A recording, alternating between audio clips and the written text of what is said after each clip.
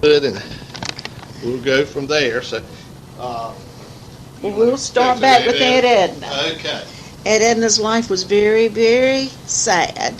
She was born and her mom died at birth, and her dad gave her to Smitty's grandmama, Lillis Hazelton Rollins. I couldn't think of her last name there. So you got to fill in here. Gave her to her grandma. Yeah. Who was, I don't even know how they were related. Who? Your grandmama and Aunt Edna. She was the Calder. How did, The Calders from Lake City somewhere. yeah, but how did, what connection did Aunt Edna have to your grandmama? Not sure. Now, who were the Calders? The Calders were Her mother and father originally. So Right. her father was a Calder. Calder. Yeah, Okay. right. Okay, but he gave him to. Gave him to Smitty's grandmama. Okay. What's her And- name? Lillis Hazelton Rollins. Okay. She was a Hazelton. Right. Now, what was her maiden? Her maiden name was Hazelton, Yeah, Grandma's Hazel. and she married a Chinnis to begin with, and then Rollins, her second marriage. Okay. And so Miss Eloise was a Rollins, and the two boys, older than Aunt Edna, were She's But Chinnises. then her father remarried. Her father remarried. I don't know the lady's name, but when he remarried, she was taken back at age between 3 and 5 years of age Uh-huh. from the Miss or Smitty's grandmama into a home. She had no idea who these people were or whatever. It was really a Cinderella story. She was made to take care of the smaller siblings, to do all the household chores, like scrubbing floors, she said, and even going under the house to sweep, because they had free-range chickens and they had to keep the yards clean. And at 7 years of age, she was so badly abused that she ran away from home. And she knew that Smitty's grandmama lived in Florence near the train station. Uh-huh. And she knew if she got on that railroad track, it would take her back. That's 7. At 7 years of age. When she got to Florence, she walked down the railroad track from Timmonsville to Florence, which is probably how many miles, Smitty? 10, 15. 10 to 15 miles. She just followed the track. And got to Florence and recognized the house. And she saw Miss Eloise and her mama out in the yard. And she said, and she walked up, and they did not even recognize her. Oh my goodness. She was so torn and tattered Uh-huh. and just dirty, she said, just pure filthy. And Grandma Chinnis Rollins took her in. She said, "Are you lost?" I can remember her telling me this story, and I cried every time I hear her. She said, little girl, are you lost?" She said, "Mama, you don't recognize me?" And she recognized her voice then and realized it was Edna. And she took her in and told her daddy that she would never go back there as long as she was able to take care of her. She went to her father's Yes, she went. home Yeah, and and his stayed, new wife, and his new wife. But and they then, took her in. no, Aunt Edna's, no, Smitty's Smitty's grandmama Took her in. and said, and told her daddy and the stepmom that Took care of her. Yeah. They said, okay. Well, I don't think that they had any choice because they had abused her so much. And they had so many children they couldn't feed them. Edna was so hungry, she said, when she got there, she had to eat what was left over from The a little bit, yeah, from whatever everybody else was eating. So, Do you know about her schooling? Did she go to she school? went to Florence, McClanagan, until 9th grade. because they only had 11 grades back then. But she had to work, and she worked at Woolworths or Cress's or somewhere Chris's. in Florence, Go ahead. and was able to make her spending money, and she said she would save it, but she would give her,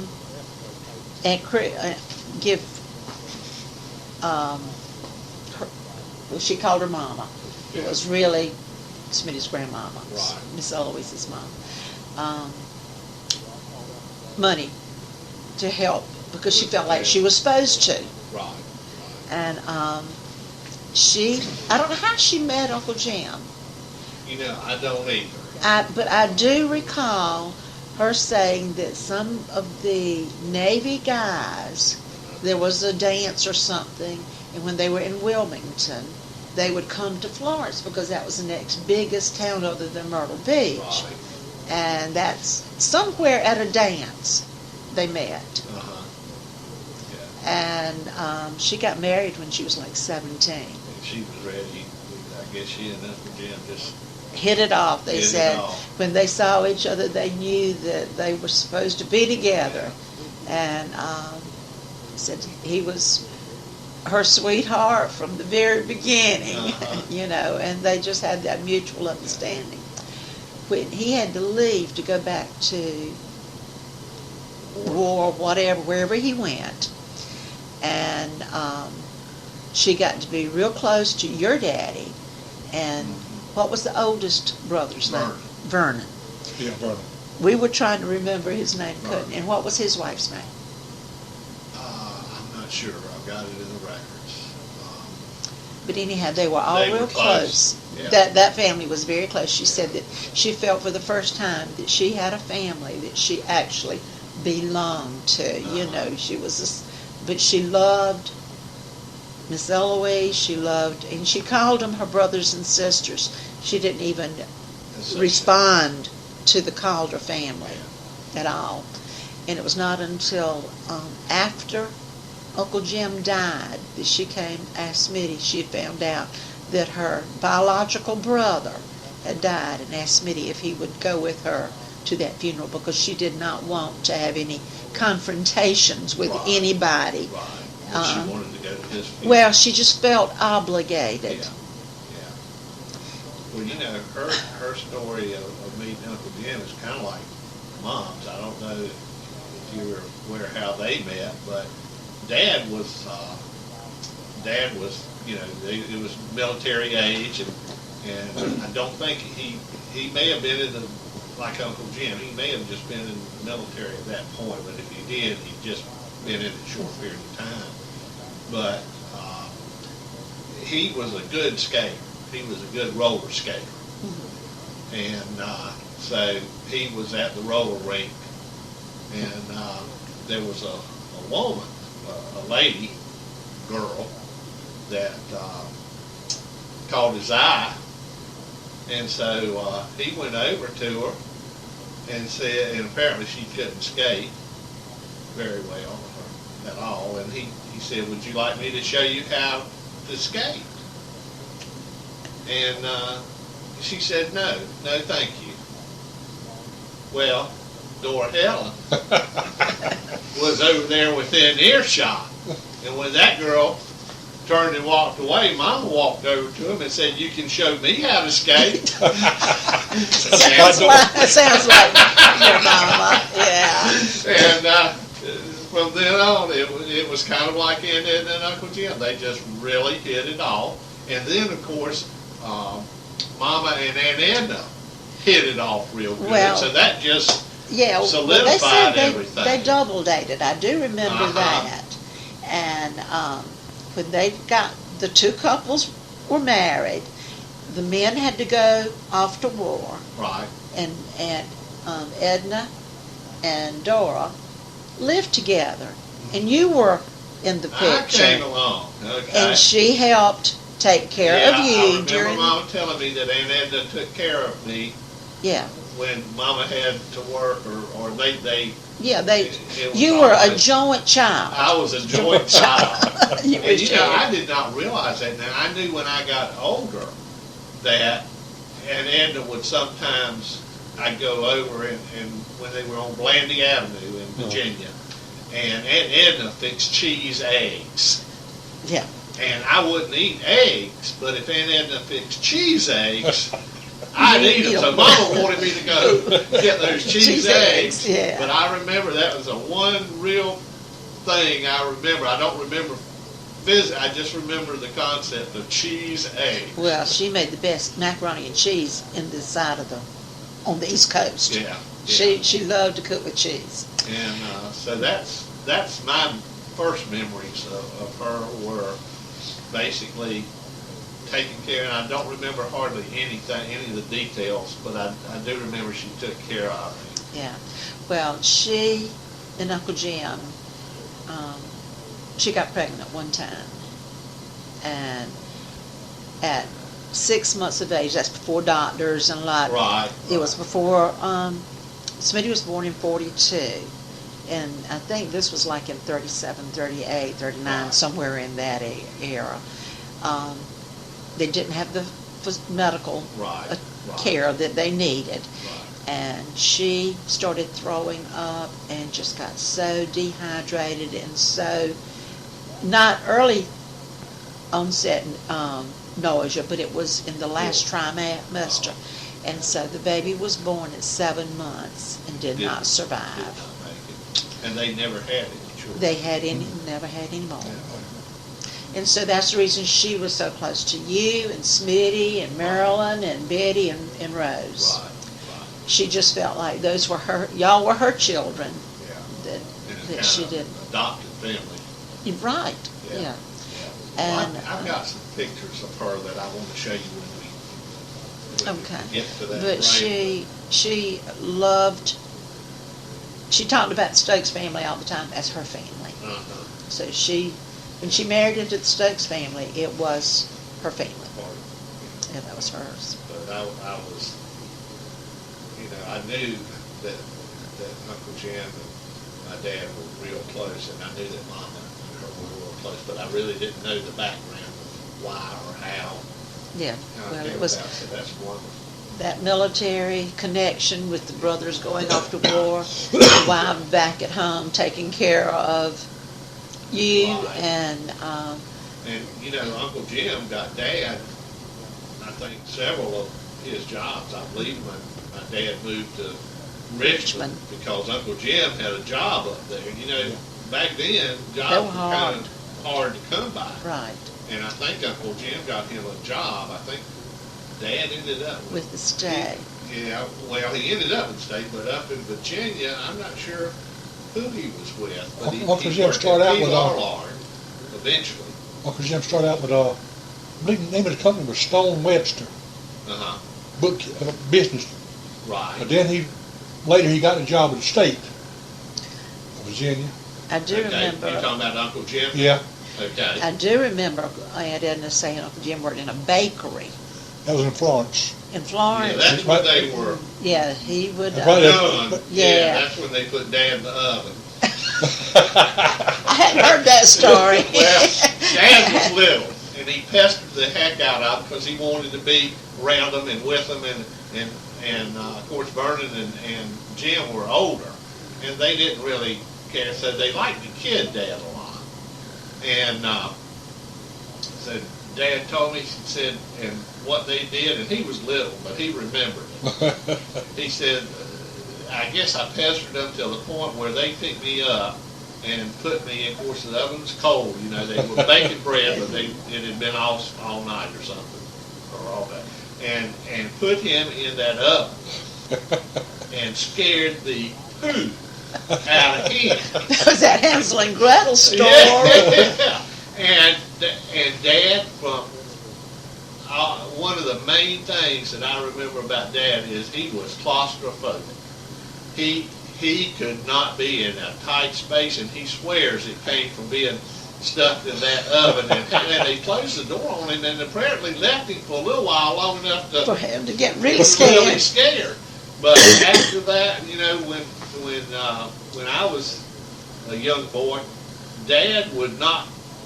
To crawl under a house to him was monumental, and he had to to see some light, you know, Yeah. and I know over at Pleasant Pines, he had to go under there to look at something, and he had me call out to him and follow him because it was a low, you know, and that's even worse when it gets low and you have to I wasn't go going that night, it was low.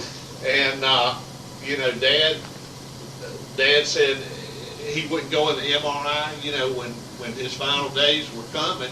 They really didn't know how extensive his cancer was because he would not go in the MRI for let them do, you know, back in those days they didn't have these open MRIs. I mean, you were in there and they told you not to move. And I mean, your shoulders, when you go in, yeah, your shoulders are were hitting the sides. sides. Of the thing. I couldn't move, I know that much. So he would not take the MRI, and that may have been for the best. I don't know that it would have done any good to know because I think that cancer was all over me. You know, it was lungs primarily, and they operated on him, but he didn't last long after that. But when it came to tight places, he just could not do it. And the other thing he was afraid of was choking, because when he was a little boy, he said, you know, he was walking down the street and had apparently been able to buy a gumball. And I don't know, you know those old-timey gumballs. They're about the size of a golf ball. And he apparently got swallowed. It accidentally swallowed it, started choking. And he said there was a man who was nearby that saw him choking. And the man went over and picked him up by his feet and shook him upside down. And Dad said finally that ball came out, that gumball came out. But after that, he was real particular. You know, he didn't do anything he thought might make him choke. But those were his two phobias, was being shut up somewhere like that and choking. Yeah. And it came from childhood, you know, experiences. But anyway, that was the stories about Dad. But, well, Aunt Edna and Uncle Jim lived in Richmond from the time they moved up there, so I guess after the Army. They lived in Dumfries first. Dumfries? For a while. Okay. Yeah, I've got some letters that have got Dumfries home from Mom. I remember we used to go to Dumfries every summer, see, to visit. And that was after the war. Yeah. It wasn't like it is now. And then they lived on Blandy Avenue, because Uncle Jim, I've got pictures of Uncle Jim's house on Blandy Avenue, and Mom and Dad's house that they rented. And I think those houses were built for military people coming back, you know, low income. All the houses on Blandy Avenue kind of were alike. Yeah, they had little boxes. But, I mean, it was a when you had a place to live. You ponderous backyard, though. Yeah, yeah. And, but anyway, I think Dad went up there because Uncle Jim found him some work. And I don't know what he did when he first got there. I know at one time he worked for P. Larlard Company. Dad did. I've got pictures of him doing that, but I think that was later on after he'd gotten some experience. And P. Larlard, you know, was a great big tobacco company. Yeah. And it's still one of the biggest tobacco companies in the world. You just don't hear about it because they don't publicize the name P. Larlard, but you know, they sell all over the world. But then they, I'm not sure exactly why they came back to Raleigh, but then he worked for Al Smith Buick Company. Old Al Smith Buick in Raleigh as a bookkeeper. And he wanted to get on with the state of North Carolina because of the benefits. Yeah. You know, the car companies, they don't pay you much to start with, and then no benefits. And then there was no benefits at all. I mean, your benefit was you were allowed to buy GM stock at a discount or something, I think. But and he got on with the state. You know, he met a man, and Dad had a hard time getting on with the state because he didn't have a college degree. Well, nobody did back then. Their training was through the military. Yeah, yeah. All of their But the experiences. state was, they wanted the college degree person to fill an auditor, because he was going for an auditor's job. And Dad had taken some correspondence courses, the IAS, International Auditors Society or something. Very well respected, but it wasn't a college degree. Yeah. He did very well on it, but he met a gentleman. I think he said he was in a drugstore, and the gentleman's name was Mr. Barnes, and he was the supervisor of the auditing department. And I don't know how the conversation came up, but Dad told him he'd like to work with us today. And Mr. Barnes, went through, well, what have you been doing? And Dad gave him the history of what he'd done, And so Mr. Barnes told him, he said, well, Frank, I tell you what, you come down to the transportation building and tell them you want to fill out an application. So, Dad went down there to fill out his application, and I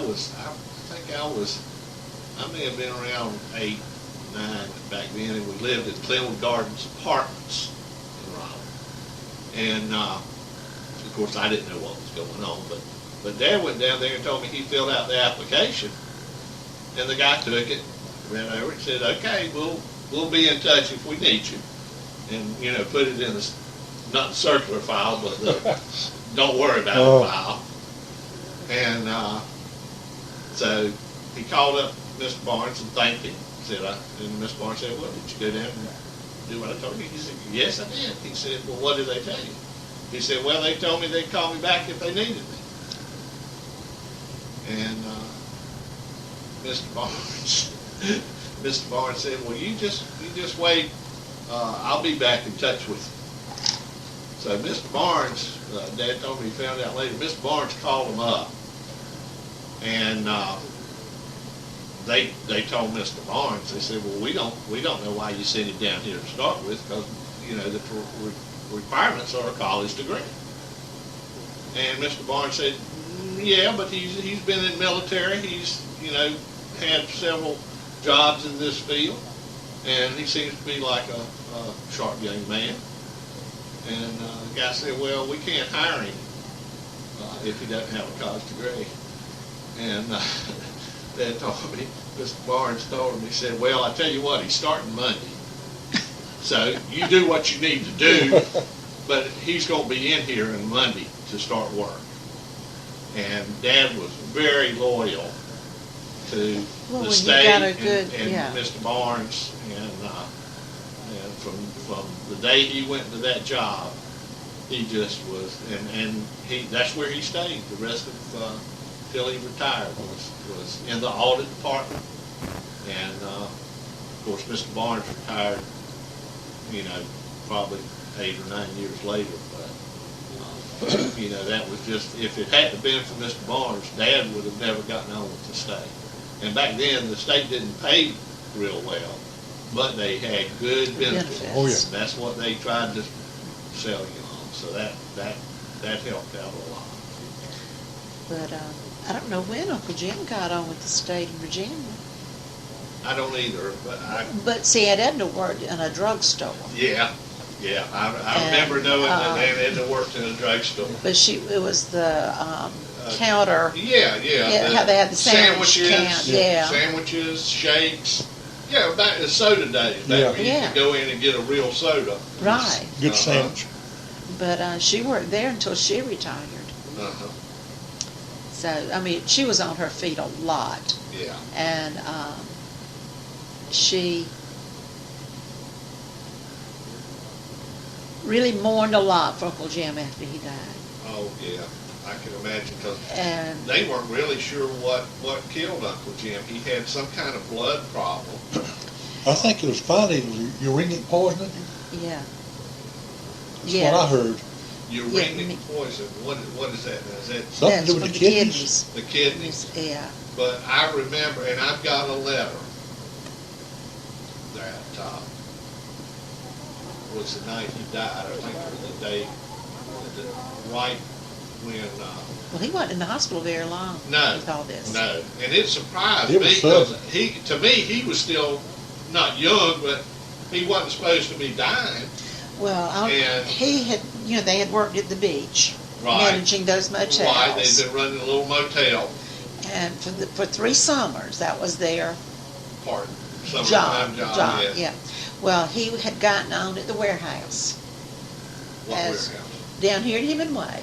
Okay. And he had worked one day and started running a fever. Well, during This that is after he night, had retired from Yeah. the the state, state. this And was moved down right here. before he died. Right. The week or so before he died. Right. And he did not want to mess up that job, so he went to work sick with a fever. Didn't know whether it was kidney stones or whether it was just an But he went kidney to work. infection or whatever. He went to work that Instead day of going to the doctor. instead of going to the doctor. That night, he told Edna that he needed to go to the hospital. He was that sick. So Miss Eloise came and told Smitty the next morning that Edna had to take Uncle Jim to the hospital the night before. She had not gotten back, and she had not heard from him or anything, and asked Smitty if he would go with her to check on them in Florence. They stopped by school and told me they were on their way to Florence. Now, who went with him? Smitty went, no, they went by themselves. Spin? Okay. Uncle Jim got his pistol and says, Edna, you'll be okay, but you got to do the driving. And she didn't see well enough to drive at night because he was so sick. If we had known it, we would have gone, Right. with them, or somebody would have Right. gone with them. Right. But we just didn't know. And they got to Carolina's hospital system. They put him in ICU immediately, just like Right. that. Right. And he started passing blood. And he lasted probably about 5-6 days. And Edna never... What did she do after that? She was so... Where did she stay? She stayed in the trailer right beside Miss Eloise and Miss Delgy's house. Okay. We'll ride over there and show you that She trailer's still stayed there. at home, quote unquote. Right. But let's see, it was right before Kendra was born. And Mama had taken care of my Chris when he was a baby. Right. But when Kendra was born, she says, my blood pressure is causing me so many problems. I'm not going to be able to help you out with her. Right. And I said, well, I think I might know somebody that it might benefit. Sure enough, I said, Edna, Kendra's due in July. And when I go back to work, I'm going to need somebody to take care of her. Would you be willing? And see, Uncle Jim had died the year before. And she says, I have been looking for something to bring me out of all of this. Bless her heart, she did have a rough life, didn't she? Yes, and so she kept Kendra for us. And I would give her a little bit of whatever she needed, along the way, take her shopping, get her a new dress. She wouldn't take cash money for it. Yeah, but I she would take always some compensate with compensation. Yeah, right. Okay. And every time she would go, she would want to go to see Dora and Frank. Great, but she could not pack her clothes. She could not get all that. I would go over and I'd pack her clothes, and I'd say right. Monday, Tuesday, Wednesday, and put those names on her outfits. And she would always call a ride, and Dora and Frank would meet her somewhere on that interstate. Somewhere about halfway, she would catch a ride with somebody going somewhere else. Right. and they would pick her up and then they'd do the same thing coming back. Sometimes she'd just take the bus. So she would stay with Mom and Dad Daddy for about a week or so and then come back. Well, that's good. At least you had Yeah. them and taking care of somebody else kind of Right, helped her, really. right. And I told her anytime she wanted to go, just let me know. I would call somebody else or take her to a daycare or whatever during those I was weeks. young and doing other things, and I kind of lost track once Uncle Jim died of what she did, where she went and all. I do remember, I don't know how old I was, I think I was in my teens, and Mom and Dad said we're going to go see Aunt Edna. And I remember that it was we went and we drove a long time, it seemed like to me. And we got to this kind of country setting, and it was a driveway, and I believe it wasn't a trailer, but it was a house that, had been built onto and that type of thing. It was a mobile home. It was a mobile home. And it had an extension. Extension, okay. It made it a double room. And I remember walking in, and I was looking for Aunt Edna. Of course, I hadn't seen her in a long time, so I didn't really know what to expect.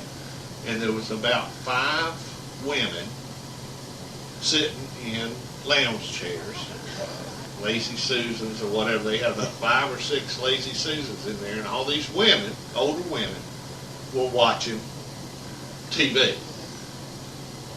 And I was wondering, none of them looked like Aunt Edna to me.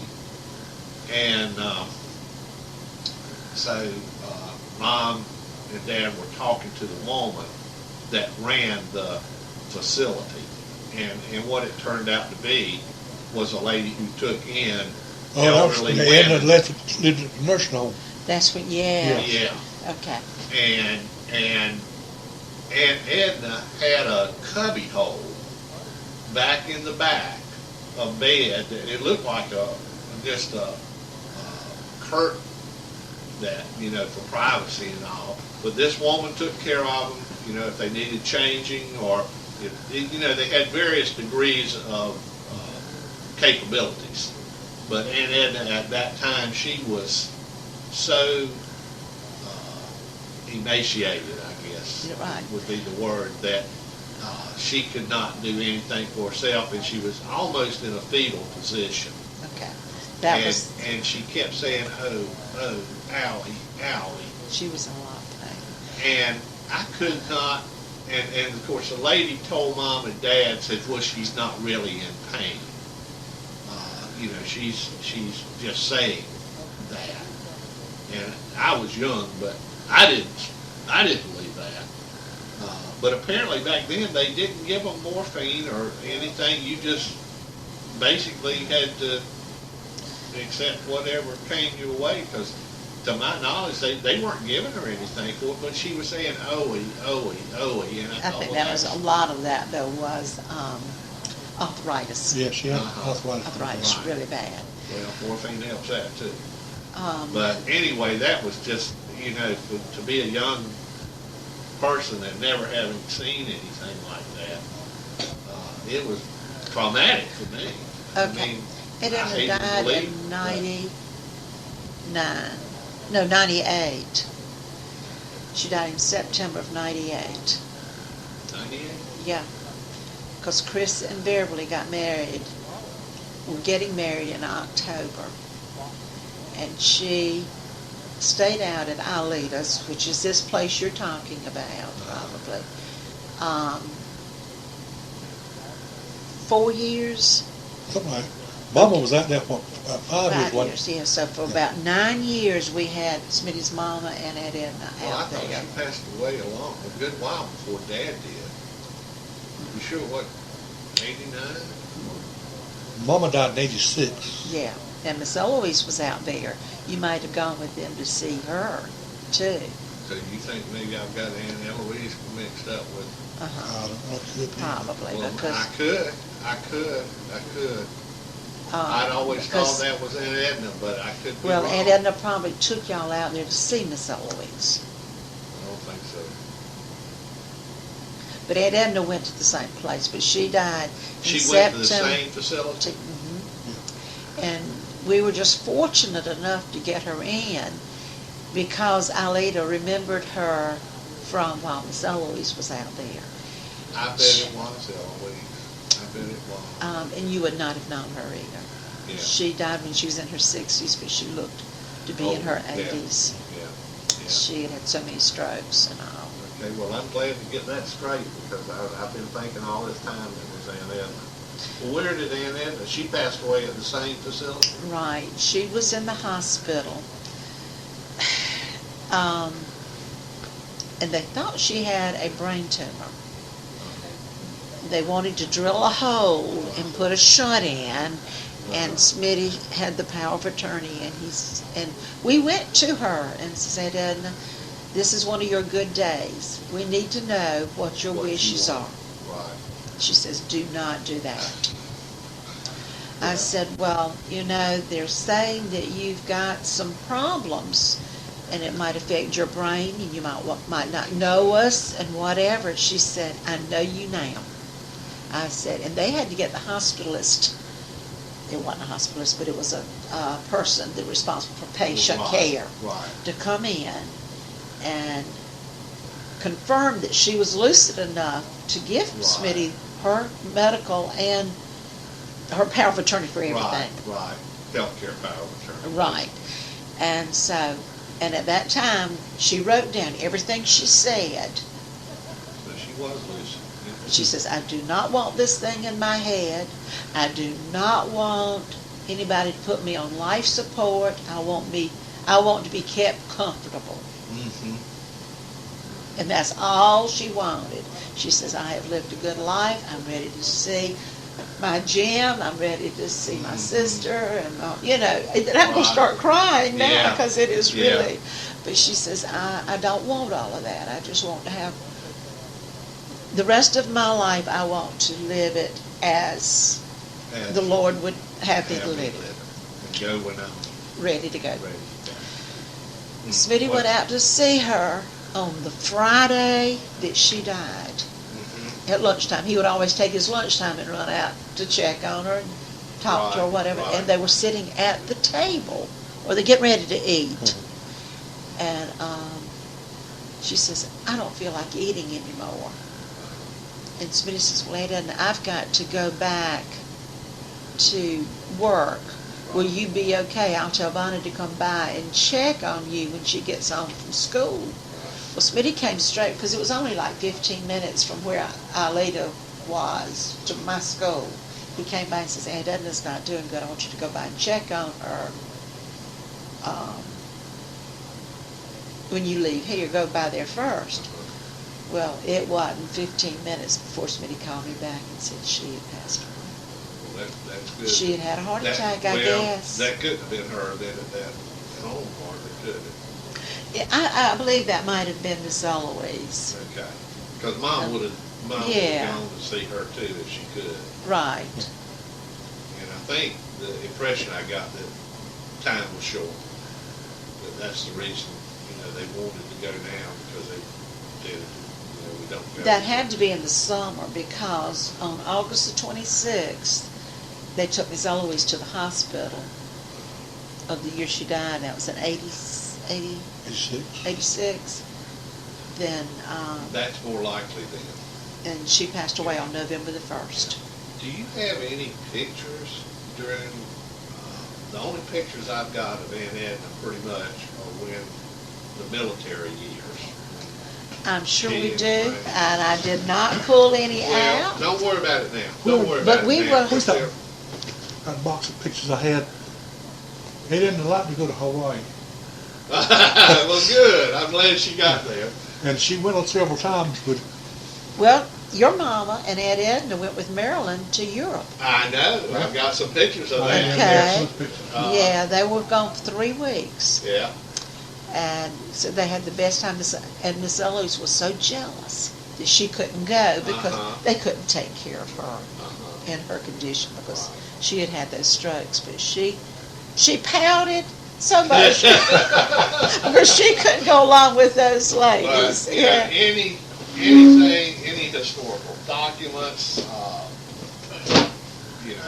realize people may not want to share letters, but if there are any letters between Aunt Edna and Mom and all, I've got a few, but apparently Uncle Jim and Aunt Edna didn't take pictures as much. No, most of those are the children's and those. Yeah, that's all. Let me move. Don't worry about it now. Smitty, the other side, look, wait a minute. See, no, open that door. You see that box? No, not that one. This- Well, yes, that is pictures, pictures, pictures. And I said when I retired, I was gonna go through all those pictures. Well, I And I have actually not. did. Did I you? actually Okay, did. well, you better. About 2 years ago, my daughter Betty Look, got interested in the genealogy a little bit, and I did, but she doesn't have time because she's got 3 small children. right. Yeah, I got some stuff.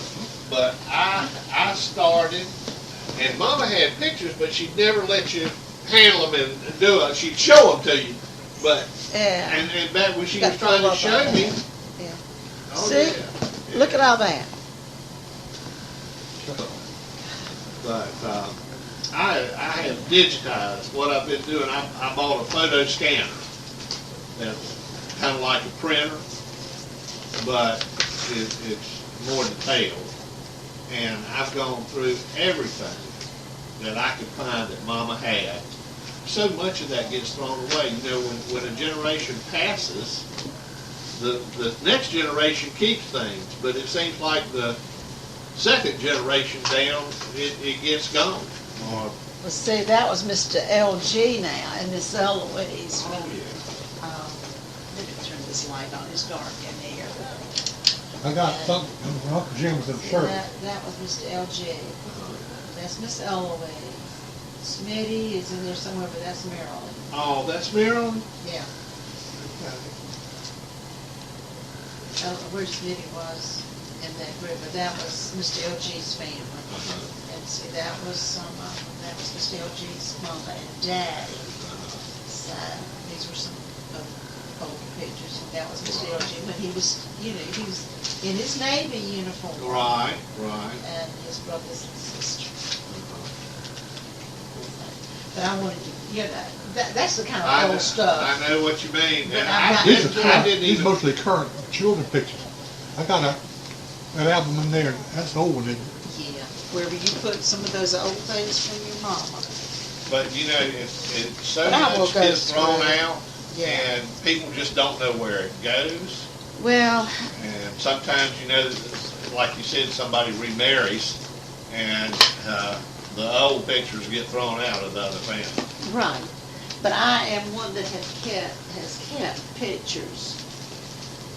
But I wanted to get them in digital form because I can easily make copies on flash drives, and I can give them to Meg, and we can give them to other family members that pertain to their parts of the family. It's a lot easier because if they're just in pictures, you've got them, but finding them, and with a computer, you can just type in Edna, and it'll pull up all the pictures of Aunt Edna. Well, I just bought a new laptop, but I did not want my grandchildren to know it. Yeah, And I you have don't want not to turn it into a toy. I have not even taken it out of the box yet, because I knew that they would want to get it.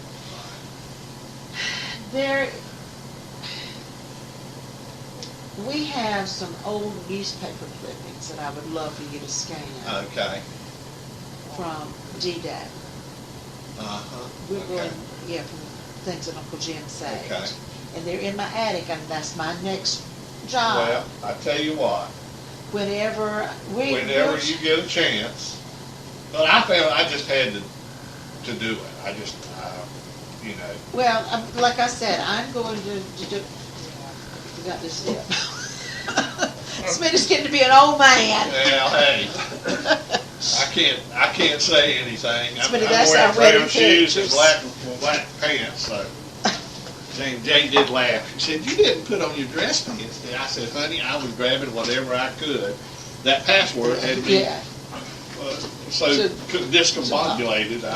I was lucky I got pants on. Well, you might want to sit over there by him. Oh, let's see. Yeah, this is dead. But I'm sure there's some of Uncle Jim and Edna in there somewhere. Some of Pete's one was in the beach one time, some of You in there. that's normal. See, and the thing of it Okay, is, That's Aunt Harriet. Was you Aunt there? Edna. That's it in? Yeah. Oh, okay. And that's Uncle Keel. That's Mom. Well, I tell you what, I'll be glad to digitize anything you want done, because you need to have these people identified, because I've got pictures of the Stokeses that everybody's gone. I have no way, I know they were Stokeses, but it wasn't written down. Most of the Stokes is from Sumter. Yeah, I think so. That was your daddy and Uncle Jim's whole place. Yeah. See, but Vernon's All right. gone, Who- Dad's gone, and Jim's gone. That's it. And she always carried her pocketbook. Uh-huh. See that pocketbook? I see. Yeah, they like That's to it, be. isn't it? Yeah, I think, where is that? That's in 59. 59. That was, That's that, I can't see upside That's at down. Aunt Edna's house in Richmond. That right there. That's in Blendy Avenue? Yeah. Okay. Yeah, I remember that Because I think couch. I've got a picture of that sofa. Yeah, because that's how I put the pieces of the puzzle together. Because I say, look at that sofa, or look at that picture. Oh, this is recently, they lived in a trailer park in Virginia somewhere back in the 60s. Mm-hmm. Yeah, it was 67 before that. Right.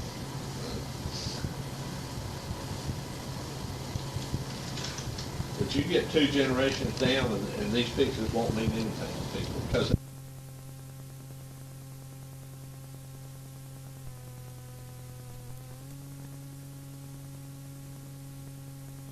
This car just zoomed past me, parked in the handicap parking place.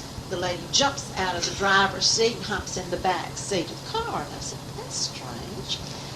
And then I realized that the child who was at the door happened to be the child that was at the nursing home the Sunday prior to that. With these people that said they were Aunt Edna's nieces.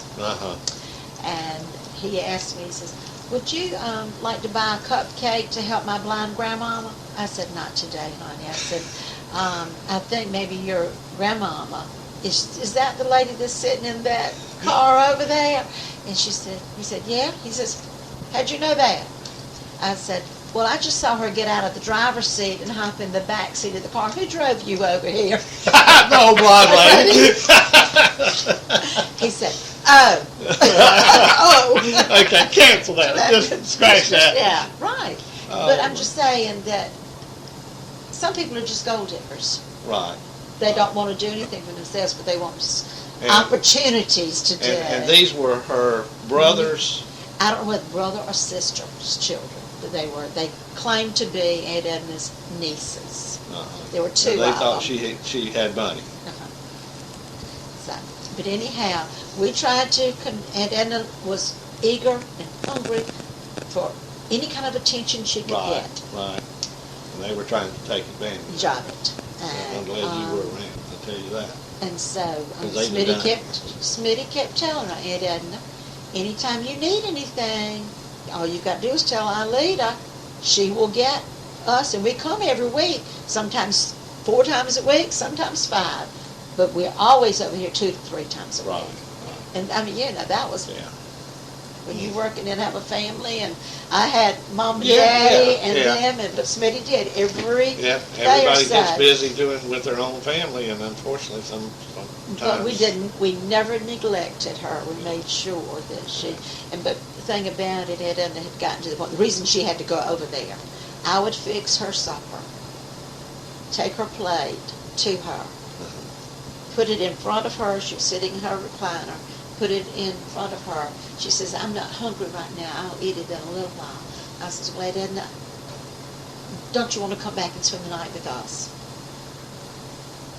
No, I'll be fine right here. I promise I'll eat it. Next morning, I knew that it would still be there. So I knew that she was at the point that she was not taking care of herself. Yeah. I tried, and that was before we had these bigger doors. We had to come in and redo our house Mhm. because I could not get her wheelchair into the bathroom. Right. And Chris had some friends over here, and they helped me. I got her into the bathroom, but I could not get her back out. So it was one of these little straight chairs like this. Right. Took it into the bathroom, put her in it, and two of the boys picked her up and brought her out. And that's how we were having to do it. And I said, she can't do this. I can't rely on Chris and his friends to be here when I need somebody. Right. You gotta widen the door. So we widened this door and the door into the bathroom so that I could have access. Well, I'm glad I've learned that, because I really did not know what happened to Aunt Edna after Jim passed away until she passed away. I mean, it was just a blank Well, spot. she took care of Miss Eloise a lot during that time, and would visit and she stayed at the hospital with Miss Eloise for almost 2 months. Right. You know, they would stay during the day, she would go to Miss LG and help out, and then we would go at night until we had to get a nurse to come in from 11 to 7, because there was no way we could stay all night and work, and I was having to pay somebody to come babysit my children. Yeah. So it was, things really got hard, but we were so thankful for the last bout in the hospital that Aunt Edna had. And she went in with a bladder infection. And it just turned out one thing right after another till it mushroomed. She was there for over a month, but your daddy and Mama came and helped us out staying with her. We were able to get one of the big VIP rooms where the couch would fold out into a bed, so they were comfortable and all. But they were really good to help out with her. Well, because they didn't have much money either. You know, Right, yeah. I guess not too many people did back during those days. So, but we were thankful, and we had a hurricane during that time. And I think it was not Hugo, but it was, Major, substantial enough that caused a lot of rain and wind damage. Right. But they were here during that time, and There's one hurricane blew a lot of trees down around the house, outside the trailer. That's dangerous. Yeah, come down on the trailer. They just went, instead of going across, it went sideways. You just got fortune. Okay. well, the last time I saw your mama and Meg was when Penn got married. They came to that wedding. Yeah, and Meg still talks about that. You know, that kind of one of the things that got her interested in genealogy. Really? Was coming down here because she wanted to help Granny. She calls her Granny, and that was one thing she could do. And she was old enough then. We were thrilled that she came. Yeah. So. Well, that's wonderful. Well, do you want me to bring in my computer? Yeah, Let you that see would be some of the great, pictures. yes. All right. Now we'll